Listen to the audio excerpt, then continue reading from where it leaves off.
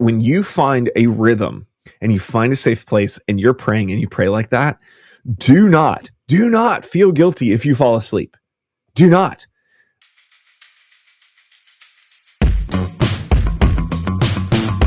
So let's talk about a framework that hopefully you can use to pray. And this isn't original to me. This has been around for a while. And so we just want to walk through an acronym for the word pray. And this will help you understand that. And so pray in this context stands for praise, repent, ask, and yield. So there's 4 parts to this prayer that you can use in different ways.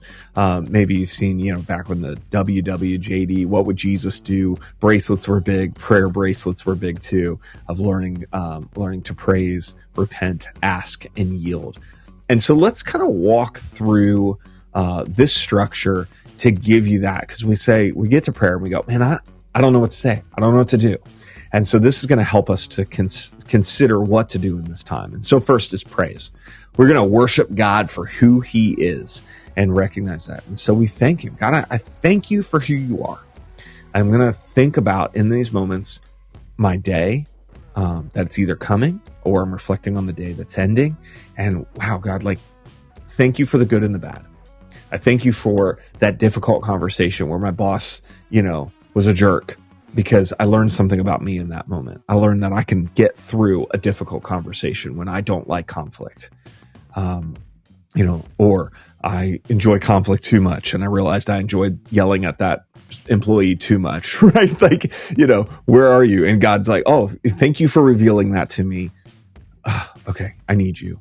God, thank you so much. And so I maybe consider journaling through this time and write out your prayers of praise.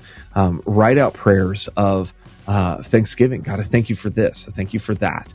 And it's just taking time to thank God in that. And we'll talk a little bit later more about journaling specifically, but this is a good time to get a good journal. I have a journal that I have. It's just a moleskin notebook, but my wife gifted me a leather sleeve that goes around it and actually screws into the spine of the moleskin and holds it together and holds a pen. And so it has my initials on it. It makes it really nice. I think there's some joy that I get of new notebooks and using those and filling those up and finding a rhythm of the prayers that you would ask and prayers that get answered. And it's pretty significant. So maybe consider in that praise time different postures too. You're talking about, if you want to lay down, you want to kneel, you have that. So try sitting and crisscross applesauce, right? Try standing. Try pacing, finding that rhythm. Try kneeling before the Lord, your hands up and open, raising your hands up. What would that look like to praise God? Maybe you're singing a song that comes to mind. God, bring a song to me in this mind. Maybe there's soft music playing in the background. Maybe you lie prostrate, face buried in the ground. These are all prayer positions that I've had. And I'll tell you, there's going to be times. Remember, the Holy Spirit is active in your life and leading you and calling you to commune with God. Can you enlighten us a little bit on what lying prostrate is and how it pertains to prayer? I know I've heard, if you've been a Christian for a while and, especially some of the older hymns, it's, some of the things you'll hear, but it's not a commonplace thing in today's church settings. No, absolutely. Yeah. I think it's interesting. Yeah. Cause we don't talk about lying prostrate, right? So it would be, face in the ground, buried in the ground. And really it's this full submission act of surrender. Much like an animal trusting you to give you his belly, and it's like, oh, there's the belly rub. Maybe this is the spiritual belly rub. That's a terrible analogy, but it's a sign of God. I'm fully trusting you.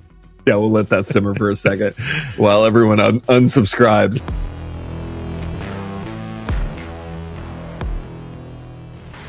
I know that that is probably not something that could work for me. However, just because, I've fallen face down asleep on a hardwood floor like that before. So, oh man, that's so good. So yeah, and that's the thing.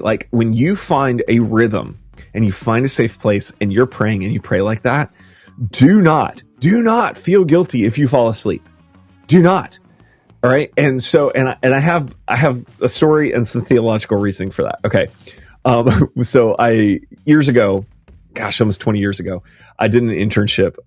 It was pretty rigorous spiritual church internship.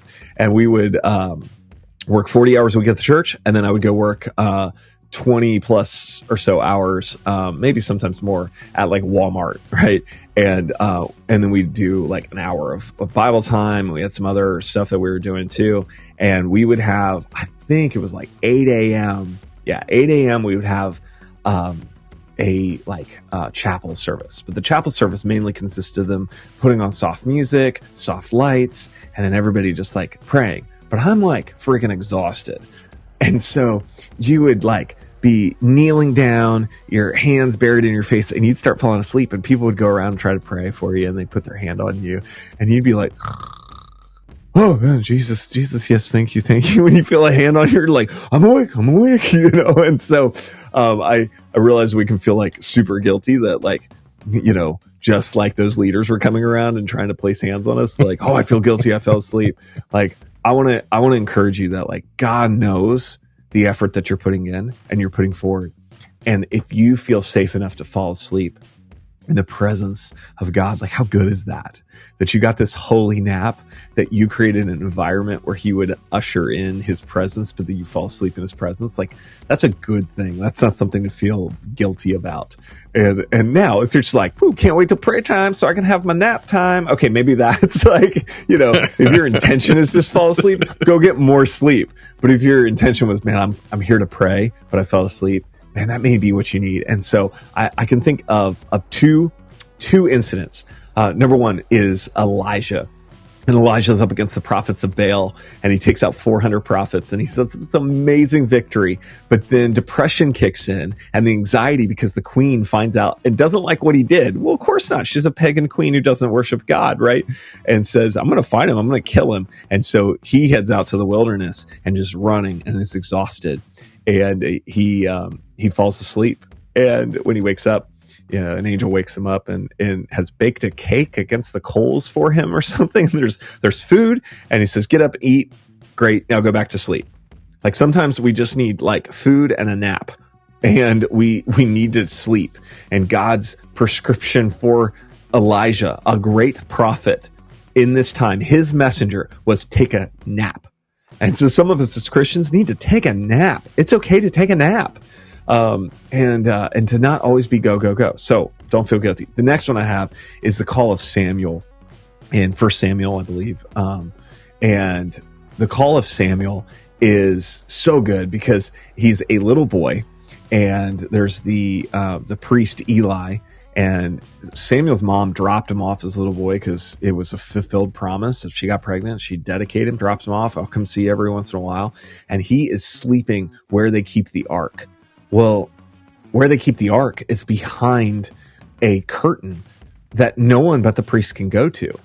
And so if we're reading this, potentially he's sleeping in the Holy of Holies as a little 8-year-old boy. That God has these rules that no one can come in contact with him and be in his presence, but he allows this little boy to come and sleep in his presence. And it's such an amazing story because it's in his sleep, in the presence of God, that God shows up and starts calling him. And he wakes up, and the story goes that he ran into Eli, like, yeah, you called? And he's like, I didn't call you. Go back to sleep. Right? He goes back. Here's, Samuel, what? Eli, you called? No, I didn't. I didn't call. Go back to sleep. And then he realized it's like, oh, Samuel, like the Lord is speaking to you, and you better say, here I am, Lord, speak, your servant's listening. And the call of Samuel starts where he becomes this prophet that then anoints a king over Israel. He anoints Saul, and then he anoints David, and he ushers in an amazing time for Israel with the rule of David and then Solomon. So yeah, those are 2 points I would say, like, man, prostrate, you may think, that doesn't work for me. Man, like, dude, holy naps are some of the best. I guess I'm going to have to give in and try that sometime.